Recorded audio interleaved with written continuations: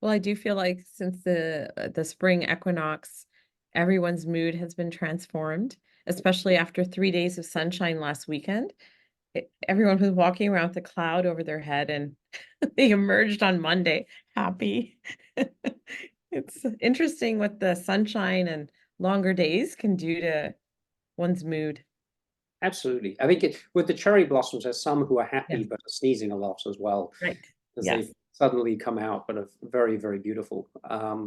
Okay, so I think we can start now. We're really fortunate as part of the PAL series today to have Dr. Anita Palepu, who's professor and a chair of Department of Medicine at UBC. And she's a head of medicine at Providence Healthcare and works with the clinical teaching unit at St. Paul's Hospital as a general internist. Dr. Palepu is a clinician scientist at the Center for Advancing Health Outcomes, and her research program is focused on vulnerable populations such as homeless persons and drug users. She's an associate editor of the Annals of Internal Medicine, and we've been all watching Dr. Palapu's leadership of the Department of Medicine, which is an incredibly complex department. I think our department is complex, but I think in medicine takes it up a notch, and thought that we could benefit from learning about her approach to leadership and her ideas, which may help us in our professional lives move forward in more productive ways. And so, thank you for sharing your ideas with us today. We look forward from learning from you and then chatting with you afterwards. Well, good afternoon to everyone, and thank you so much, David, for the kind introduction and for inviting me to give this talk. So I'm going to share my screen. And I made sure that my desktop wasn't so messy that I couldn't find everything. So we'll go there. There we go. Okay, so, and I'd like to acknowledge with gratitude that I'm calling in from St. Paul's Hospital, which is on the unceded ancestral and traditional lands of the Coast Salish First Nations, the Musqueam, Squamish, and Tsleil-Waututh. And the department and I affirm our commitment to the TRC calls to actions and the recommendations from the In Plain Sight report. I think about it in my work in medical education, and I have no conflict of interest to declare.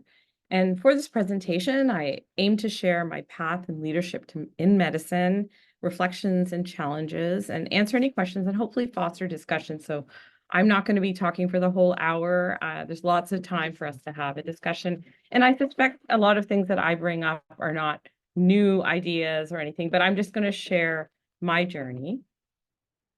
So the roads that we take on our journey called life has many forks and often four-way stops, and we make decisions on what road we take and how we go down it. And sometimes we take roads that we didn't anticipate, but if we can be open, they offer sights, experiences, and people who we learn from. And so when I'm on the road, I'll disclose that I'm usually on a bicycle because I actually do not have a driver's license. And I realize it's very unusual for someone of my generation not to drive, especially given I grew up in Sydney, Nova Scotia, where everyone got a driver's license the minute they turned 16 to have freedom.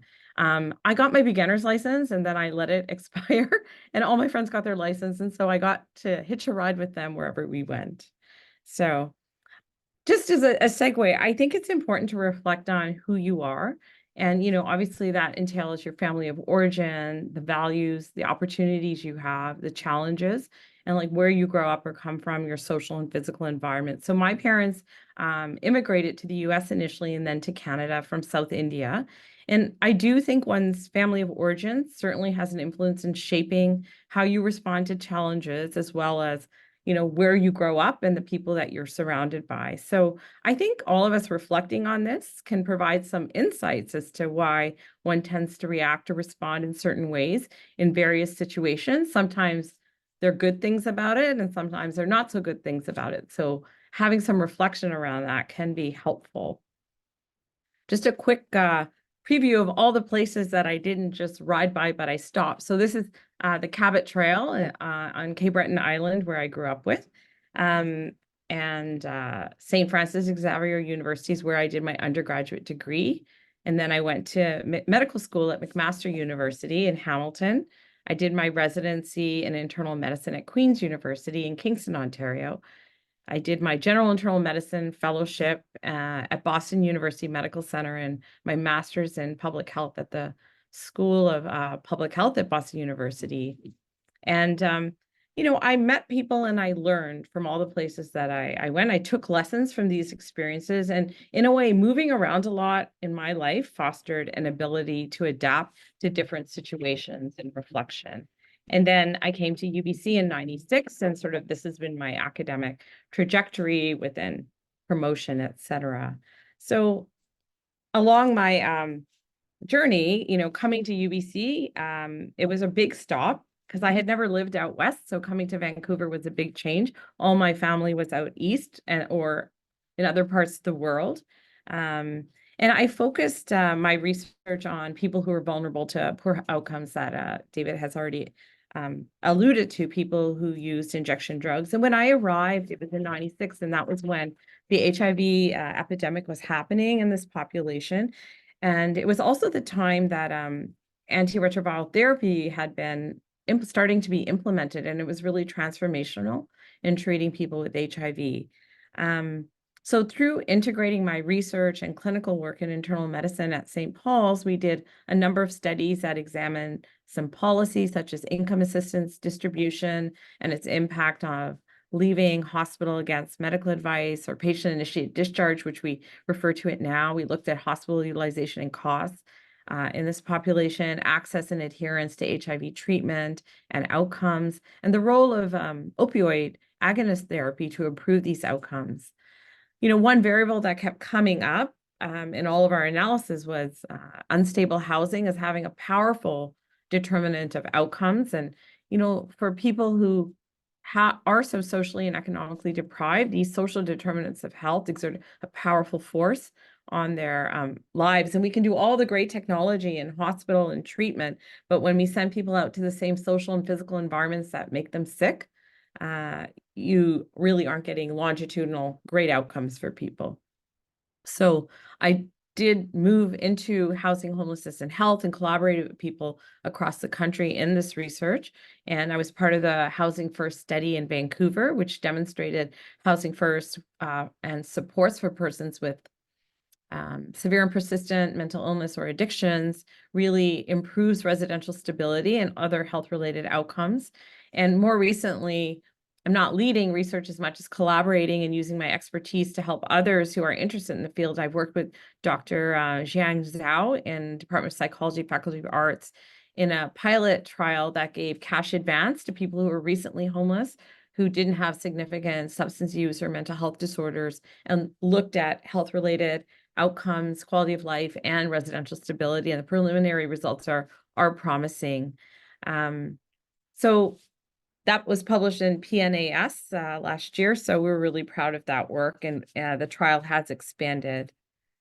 So I have to say the previous department head, Dr. Grady Manili, who many of you know, was very supportive of me and offered me opportunities to be involved in the department through the clinical investigator program. And I was very active in committees throughout my career and involved in educational training within my own specialty in general internal medicine as fellowship director. And then eventually I became the division head for general internal medicine. And I just want to state that when I came here in 96, it was a very different landscape. So I was one of two women in my division, and I was the only one who did CTU and did clinic. The other individual was more focused on clinical pharmacology and did more pain care. It was a more ambulatory practice, so she wasn't as engaged with the division. So went from that to now our division has expanded dramatically, and we have equivalent numbers of women and male faculty. So things have changed a lot during the last 25 years. So I realized that all of my training was clinical and research focused. And, we are in a very complex environment with the university and working in the health system, and it really required other skills and knowledge to be developed. I was fortunate that the department sponsored me to attend the Association of American Medical Colleges Early Career Women's Faculty Professional Development Seminar. It was a course That was in 2002, and topics included things like conflict management, negotiations, promotion process, writing effectively, and other topics. And I recently looked at the binder, and the topics are still relevant. And I wished I had more of a bandwidth after that meeting to review that. And I think a lot of, particularly women, although I think men are much more involved in their families than 25 years ago, but I was so busy in my early career, focused on my research program and fulfilling all of my clinical and educational responsibilities. And also, my husband and I had 2 children in 2002 who were ages 2 and 4. So I felt like life was a lot. And now when I look at all of my younger faculty who have children and what they're juggling in this very complex environment, I don't even know how they're doing it, let alone looking back. I can't even figure out how I did it, to be honest.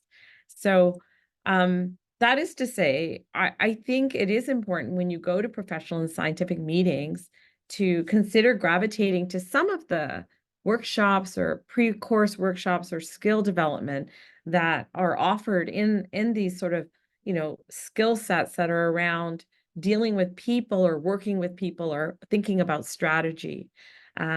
I did take some courses that were offered by the CMA, which is now, I believe, under the subsidiary Jewel. And UBC also offers the Academic Leadership Development Program for those taking leadership positions in the university, and they are helpful in understanding your leadership style and the supports that are available. So I would say one thing that is really critical to be effective as a leader is to have a growth mindset, to recognize there is always more to know and understand. So my personal leadership vision is underpinned by gratitude, and some behaviors that represent this include fostering connection with others.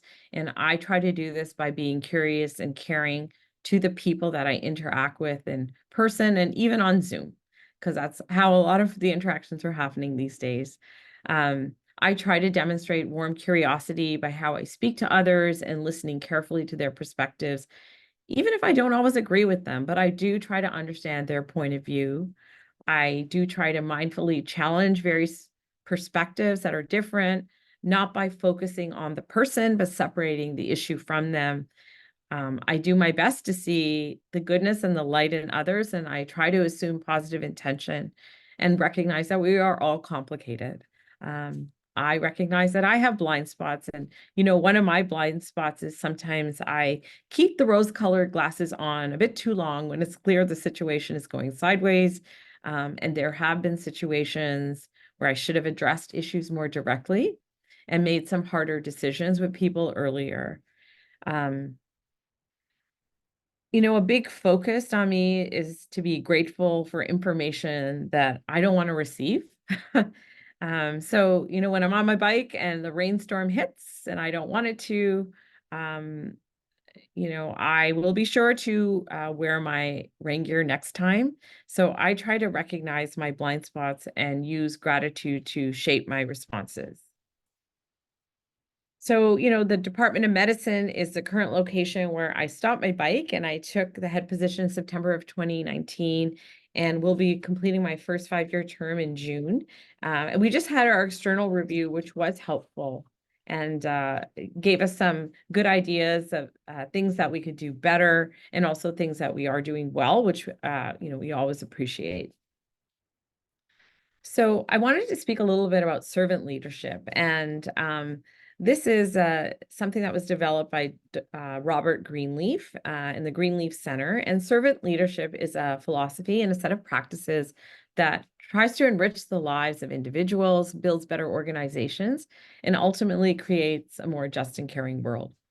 So within this leadership style, the leaders focused on improving the whole, their direct reports, the organization, rather than just themselves. And they accomplish this by placing the needs of others above their own. So some of the characteristics of a servant leader are having empathy, demonstrating humility, being open to feedback, for example, trying to be more selfless than selfish, not having personal gain, and listening, empowerment, and vision. So I did not know how I wanted to operate as a leader, and I had not seen a model that resonated with my values until I learned about this.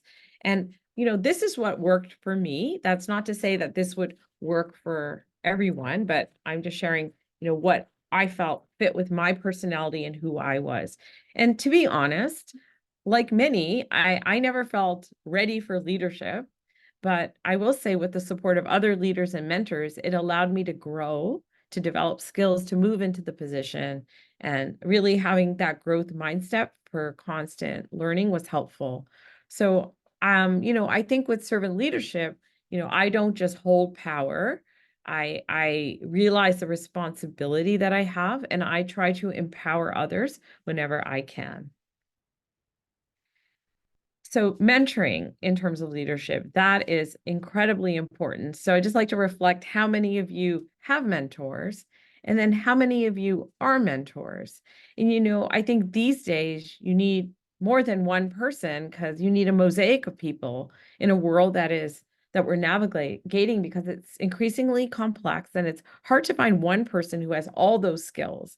So I have been fortunate to have had mentorship, like I said, from our former department head, Dr. Grady Manili. And years later, after I left Boston University, I also went back and had mentorship, research mentorship from Dr. Jeffrey Samet from Boston University. And I've also benefited from the generosity of many colleagues over the years who took time to be interested in my ideas and career. So as you all know, mentoring is critical for career development, your personal development, your networking, goal setting, and skill development. The other piece that I think is very important for leadership and for leaders to do, as well as to become a leader, is to recognize that career sponsorship is hugely beneficial. A sponsor would provide visibility to an individual's work and advocate for their advancement. They give opportunities for advancement, like recommending people for a presentation or being involved in a project or publication, advocating for them, help them overcome barriers to advancement, and networking, making introductions and fostering connections, really helps the junior members grow and advance. And I think doing that, like offering those opportunities and introductions for networking to junior faculty and students, is incredibly helpful. And it is particularly for those who are more introverted, as it is a lot of work for people to be at meetings and do this. And just knowing somebody has your back and is thinking of you and positioning you in a place and coaching you and being there, I think is incredibly helpful. So just sort of the leading from behind, it's important to let others to go ahead of you on the bike lane. And sometimes they may not be as confident, and you can encourage them to go out front, and because you can see the full picture and you can support them. I think as a leader, you don't want to be out there cutting into cars just so that you can be first and the fastest. So here are some reflections and values that have been critical in my leadership practice. So cultivating trustworthiness. And I have another slide. I'm going to go into those components. I mentioned leading from behind. And inclusivity is important to get perspectives that are different from yours. And by being inclusive, it helps you so that you are not in your own echo chamber, just surrounded by people who agree with you.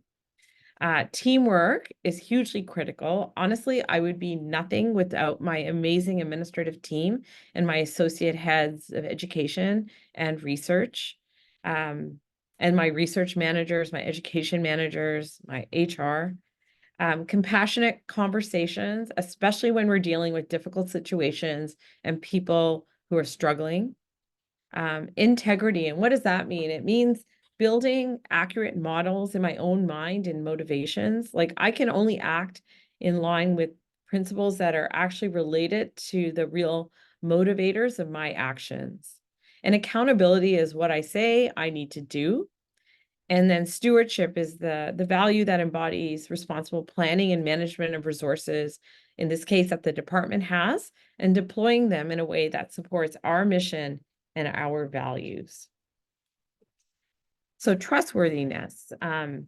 This is a slide that sort of shows the components. It's trustworthiness is the credibility. What I say, you can trust it. The actions, reliability, intimacy. I feel like I can talk to them. It's psychologically safe, and then self-orientation that, you know, that you are somebody who is thinking of the other, not just yourself. And these components are important to cultivate. And if this can be built, then it fosters interactions that are more relational than transactional, and therefore they are more meaningful. It often involves vulnerability in order to make connections with others, and at the same time, maintaining boundaries and confidence in your peers and your learners. So, there are lots of hazards when you're biking on the road, like debris, potholes, icy, wet roads, dangerous driving, and just accidents. So I am sure that the last few years have been filled with bumps along the roads for many of you with the pandemic, and that has affected you both personally and professionally, and probably in ways that only later we will realize.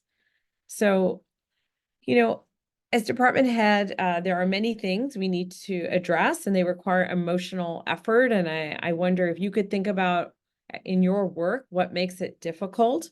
Some of the things that I was reflecting on, it has been the pandemic. I started in 2019, and within 6 months, we were in a lockdown, and we had to radically change everything we did and keep the department going, and then keep the clinical service going prior to the vaccine, really not understanding and seeing what was happening in other countries, but in the US and in Italy, and how Spain, how devastated they were. And we are still under system strain. This is going to have a huge legacy. We are still having very high volumes, and it's not necessarily COVID, but it's years of unmanaged, treated people. And also we had a huge workforce leave. And so we don't have enough people in our system to provide the complex care that we need. And if we were worried about burnout prior to the pandemic, well, it got worse after. And so we're dealing with that, and people's tolerance and their ability to buffer challenges, I think, has been diminished because of this. And, navigating the complex system that we're in between the university and working, like most of us work in the health authorities, and, trying to be more mission aligned where possible, but sometimes there are competing interests and understanding. So trying to build that. Our learning environment is very, in our distributed system is also very complex, and challenges there can occur. When I became a department head, I didn't really appreciate it, all the issues of conflict of interest that the department head has to deal with their faculty. So that has been a huge learning for me, and navigating that with faculty in the COI office at the university. With Workday coming in, all of our HR processes have been challenging. And then we've had a lot of HR issues and retention that has been challenging in our department. And then I think, a lot of times the challenges that as a department head that you face are people are pretty good at solving smaller issues, but sometimes when issues get really big, you're the one they come to help facilitate that. And that has been a big learning for me as well when there has been conflict. There's been a dramatic culture change in the last 5 years that I think we're all in our world that we're dealing with that is constantly changing. The structural deficit that our department has and other departments have as well has limited our ability to do faculty renewal that we would hope to do. So that, we've had limitations with that. And, I think the pandemic has really caused a lot of lack of engagement, and it really highlighted our need for strategic planning. And, when I became department head in 2019, I had hoped to start doing our strategic planning right away, but we weren't able to. So we ended up doing it in 2022, which is great. I'm going to speak briefly about that. So I just wanted to say, often we don't know the answers, and we are figuring it out as we go along. And I know that I am not alone in creating the path forward because of my team, and like when you're on your bike, you have like pitfalls on the side of the road. So as a team, we try to build bridges across any chasms we see. And, gratitude again helps ground us when there's a storm. And again, I forgot my rain gear, but at least I have my lights on. So I try to look for the positives. So the process of our strategic planning that is briefly outlined on this slide, it really brought me the most joy to go to all of the distributed sites with Dr. Andrea Townsend, who's my associate head of education and clinical, to meet and engage with members throughout the province. And we listened and learned a lot. And we are trying our best to create a more inclusive department, the best we can. It can be a challenge with the size of our province and resource limitations to implement everything we'd like to do. But, our strategic plan is a living document, and we are regularly reviewing and refining, and we are in the process of implementing. And we recognize we need to be nimble and responsive, as there could be another freak storm ahead, and we will have to reprioritize and change what we do. So, always having some sort of North Star, but, not being rigid, trying to be open and responsive to issues that come up, which inevitably do, because I think it's the second law of thermodynamics. It's about entropy, right? That's what we're dealing with all the time. I just want to share one thing that I am very proud of that the department has taken a lead on is our data science and health research cluster. And with the Faculty of Science Data Science Institute, we were awarded from the VPRI to be a research cluster, and we've successfully developed some, improving our data literacy special topics course in experimental medicine on data science and health and machine learning analysis and health data. And we have hosted multiple CPD events and rounds, as well as workshops and panels in this space. And we recently launched a micro-credential course through the UBC Extended Learning Health Data Analytics to improve data science literacy of people working in the health system. And I'm very grateful to members of pathology and laboratory medicine for their contributions to this micro-credential and exciting work in this space. As well as contributing to DASH writ large.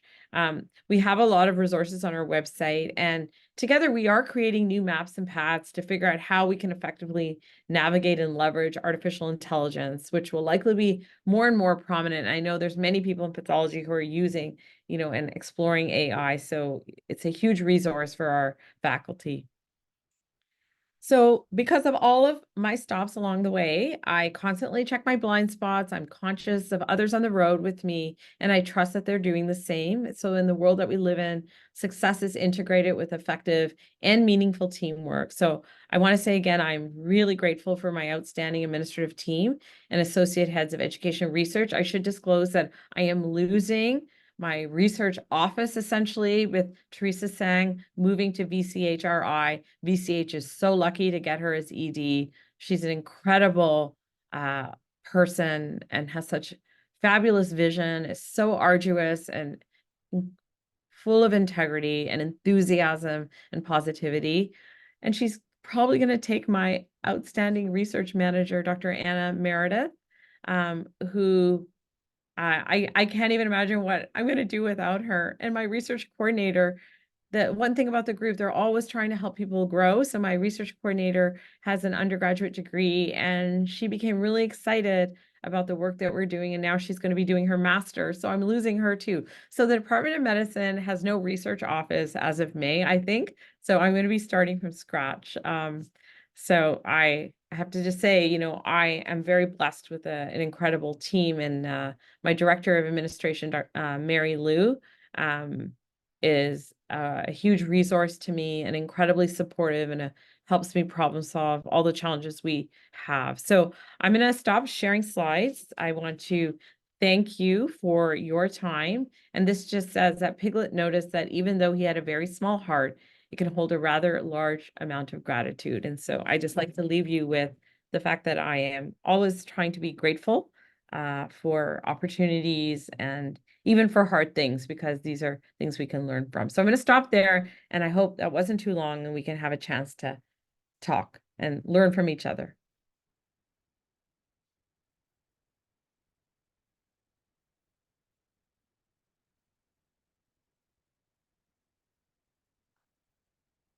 I think you're muted, David. I am muted. Well, thank you. That fantastic presentation, and I think you've given us a lot to think about. And I noticed that, Helene, you've turned on your camera, so I think that might mean you have a question, which is good. But everyone else, you feel free to put up a emoji hand, and if somehow I miss it, I will turn on your camera and you'll pop right to the top of the screen, and I will see it. Okay. Okay. So yes, I have a question for Anita. So nice to see you. You too. I think one of the problem or the commonality that many of us face is lack of bandwidth at the moment, because a lot of things have been downloaded to us, like with Workday and with a lot of other things. What is your advice when someone finds themselves constantly not having the bandwidth to do things they want to do, or to do what they have to do well, as well as they would like to do it? I think I share what you're describing. I think I went back to talk about values. So I think you have to, some things are necessary, right? You have to do this because this is like, otherwise things aren't going to work, this. And then I think there is some discretion that we don't always recognize in our lives and in our professional lives. And to go back to what you think is important and values and how do you see yourself growing is to try to really reflect on that. And you might not be able to do that by yourself, but it might be in conversation with someone else that you trust to talk through what could you give up, because you can't do everything. I think that's, the whole thing that you can have it all, that's not true. You can't have it all.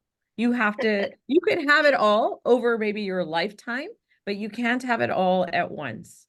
And I think that is the challenge. I think we set ourselves up for this expectation that you can do everything and do everything well, and that's not true. And I would say perfection is the enemy of good enough.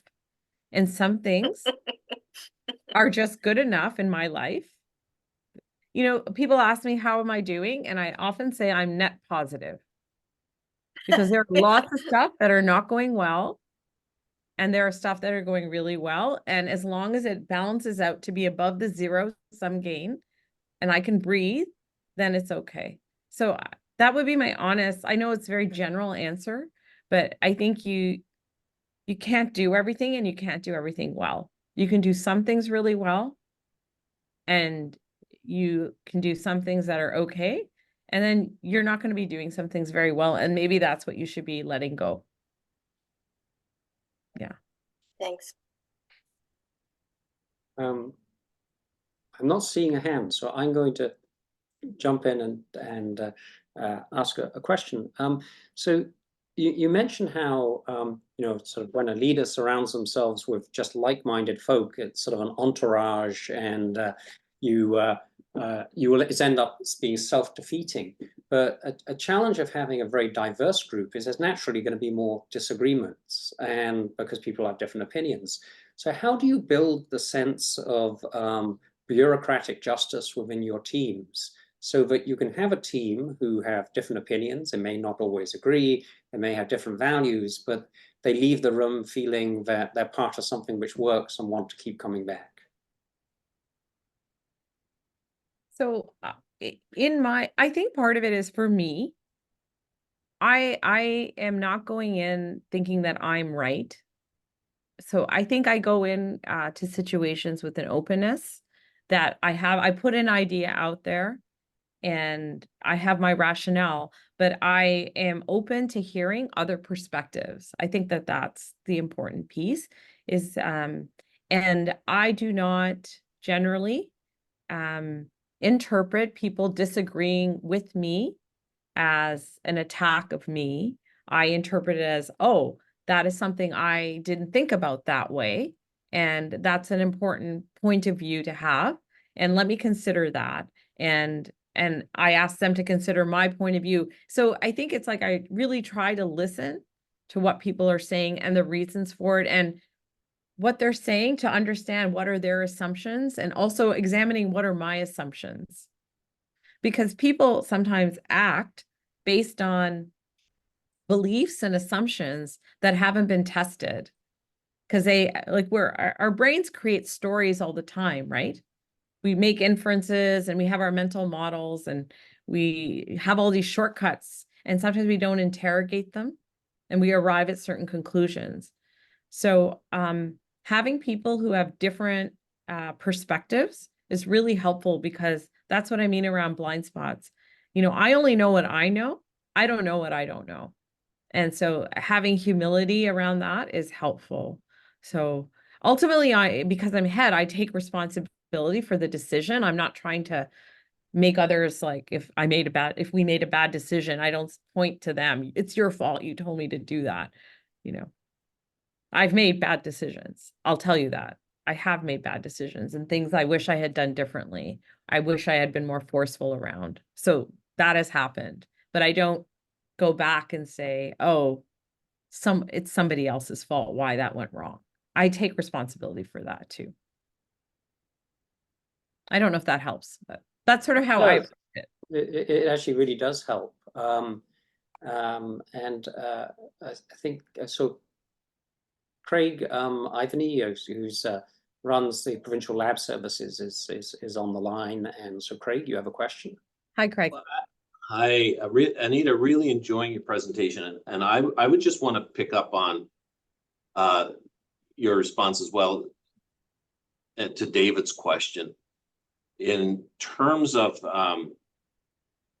taking full advantage of a diverse environment, different opinions, different points of view, different backgrounds and stories. I think another part to that answer that I'm learning about is this notion of cultural safety, not in terms of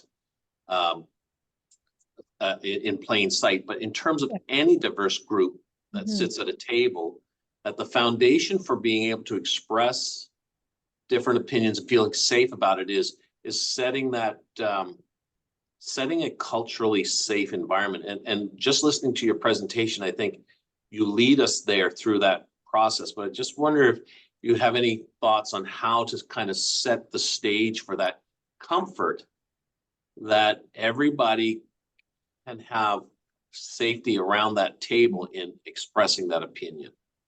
Any thoughts on that, Anita? Yeah. I think it goes back to building that trustworthiness in part.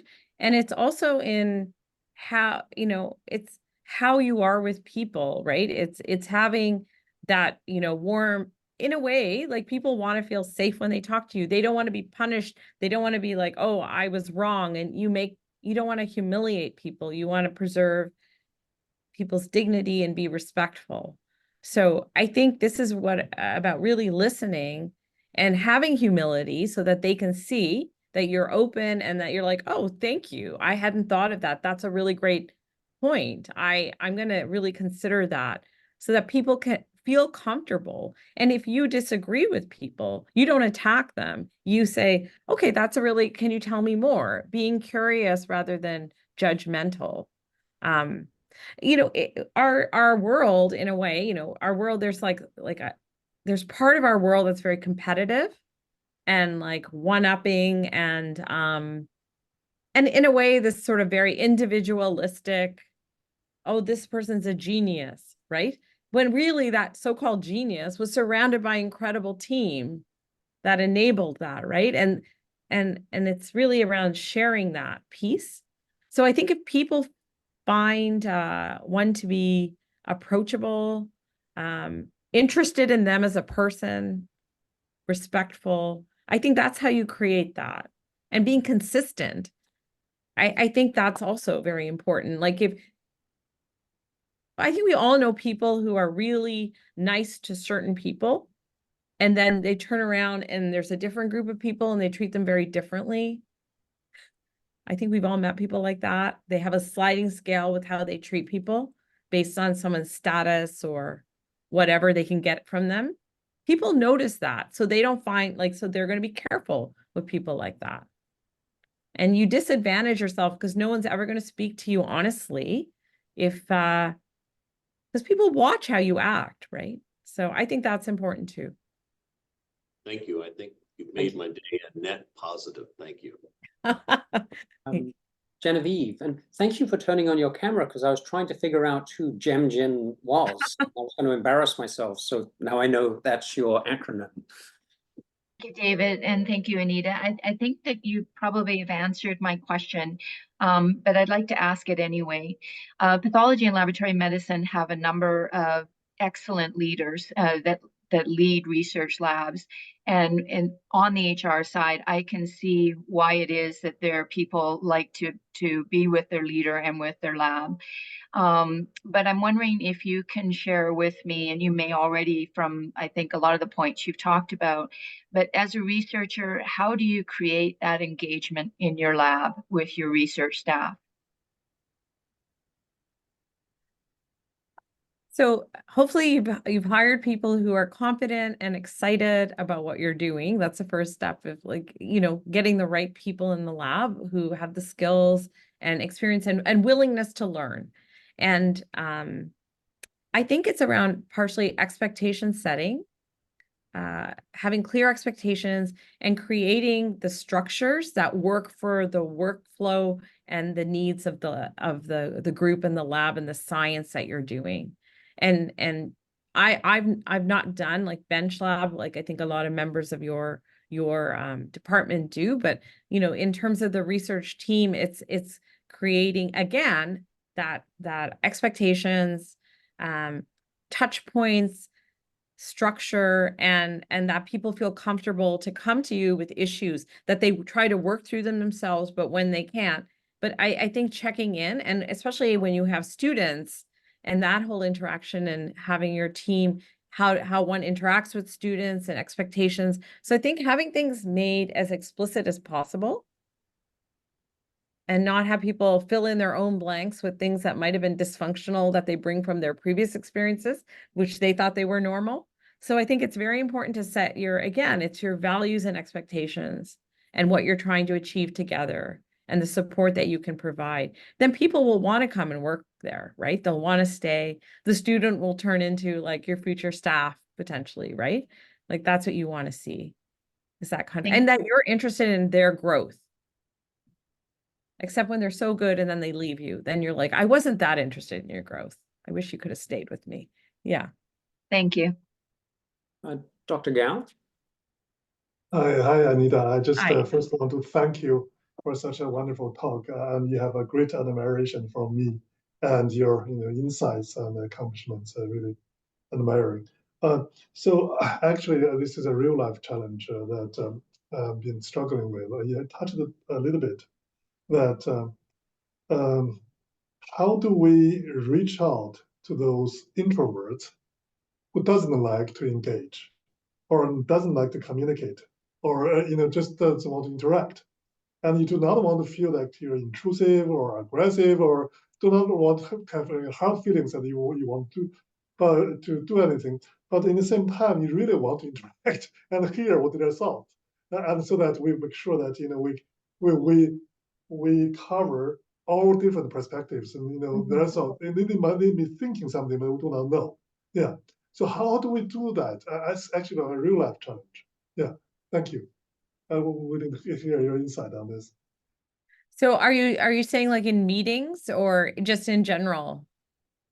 Well, in general, Yeah. because it is a head of a department, so Yeah. you have a different group of people, and some people are, very vocal. Even if they kind of agree with you or in touch, that is a great thing because you hear their perspectives and you know what they're thinking. Then you can modify or adjust your approaches to make sure that their perspectives are covered.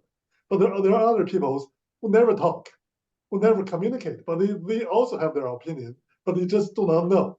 And they're disengaged and trying to stay away from you, which you're anxious and eager to communicate with them, but they don't do that. Yeah, how do you reach out without the feeling of like intrusiveness or aggression or whatever, but at the same time you want to get them engaged? Yeah, so that I want to hear in the inside from you. Rephrase my. Yeah, I think that's a challenge. You know, you can't make people say anything. You can't make people talk. I think what you can do is give people different venues to provide their point of view and feedback. And if it could be anonymous, you could just say, this is a question, put it out there, different ways that people could give feedback. That's, and have a guideline. It's meant to be constructive and it's meant to move something forward that you want. You don't want just people saying only negative things that you can't deal with, but having suggestions and having different venues if they don't feel comfortable speaking out loud or talking to you. Some people may feel more comfortable writing. I think it's just saying, I want to say that. I want everyone's point of view. I really value it. If you don't feel comfortable, directly speaking to me, you can go to this, put it on a website or, something secure, just trying to survey in that way. If there's a question that you really need input from a broader group that you feel like only the vocal people are saying something and it's possible they're the vocal minority, but the silent majority feels something else. That can happen in a dynamic because sometimes you're right, the vocal minority may be the ones who hold more power in the perception of others. So they don't want to say anything, right? So I think that it may be a way of like having, if there's issues like that, to try to engage that way.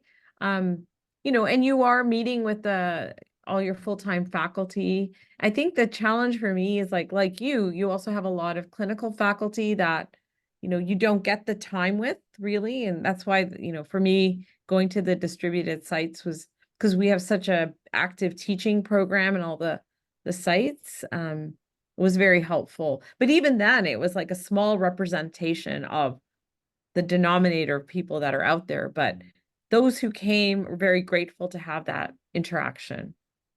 Yeah. I know it's not a great answer. I don't know how to pull people out when they're really introverted, but you have to wonder why they won't speak. And is it because they don't feel comfortable? They don't feel safe? Right? That it can be a reason sometimes. Thank you. Very helpful. Thank you. I'm going to let Christine Collier ask a question, and then I'd love to ask one afterwards. So, Sure. Thank you very much. A really interesting talk.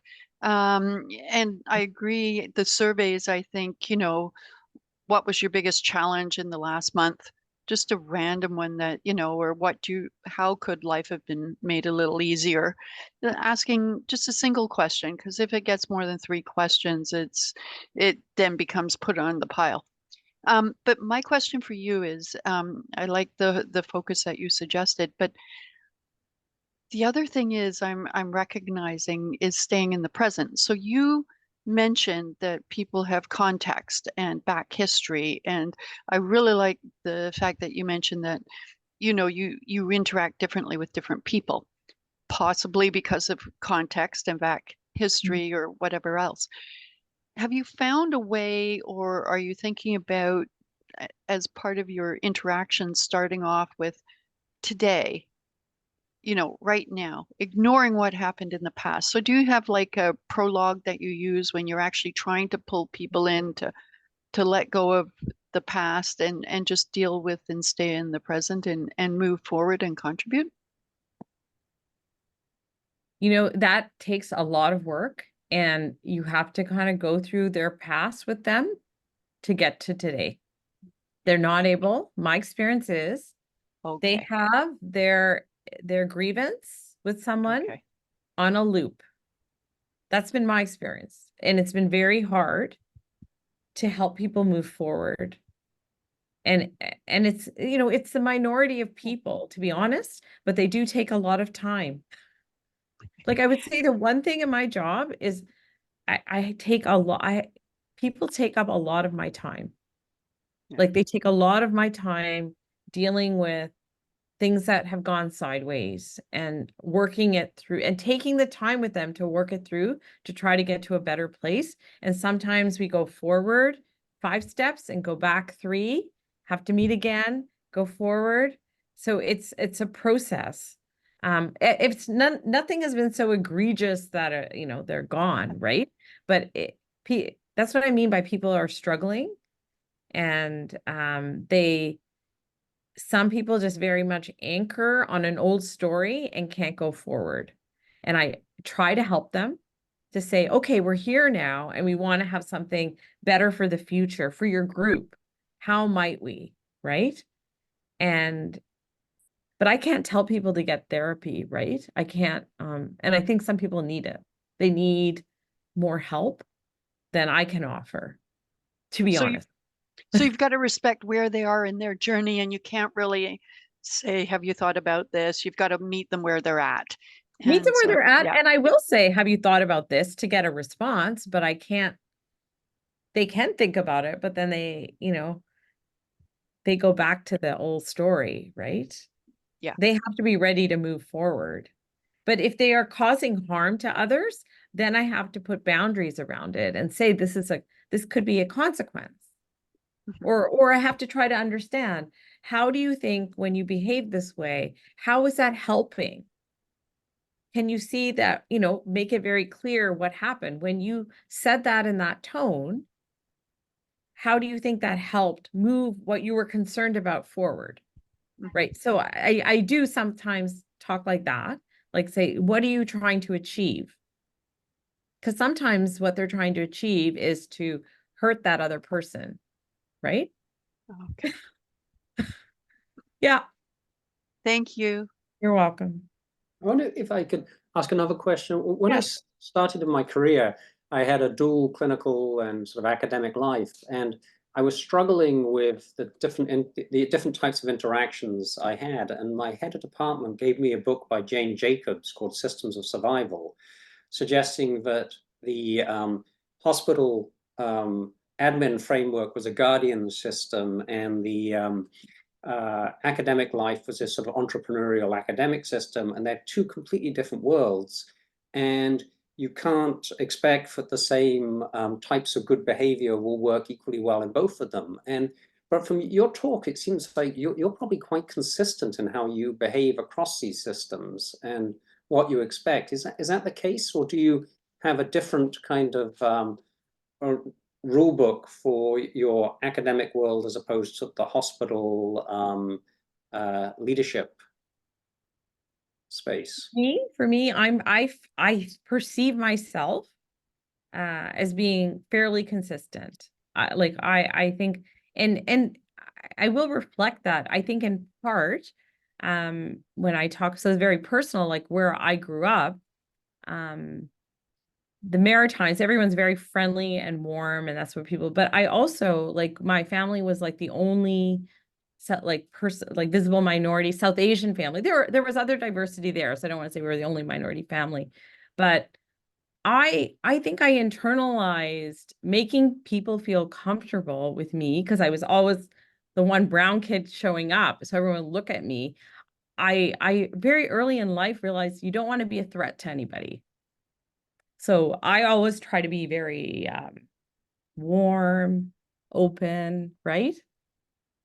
And I think that's where it came from, to be honest. Like when I think about why am I like this, I already am a very extroverted person, but I think it kind of came like this whole idea. So what you're saying, Craig, around cultural safety, it really is like I experienced that, the importance of my own psychological and physical safety, right?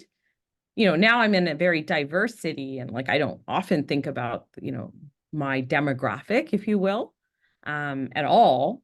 Unless, yeah, it's very rare that I'm wake up and go, oh, I'm this. Like I don't think of myself like that. But when I was growing up, that was really a big part of reconciling that, feeling very much outside.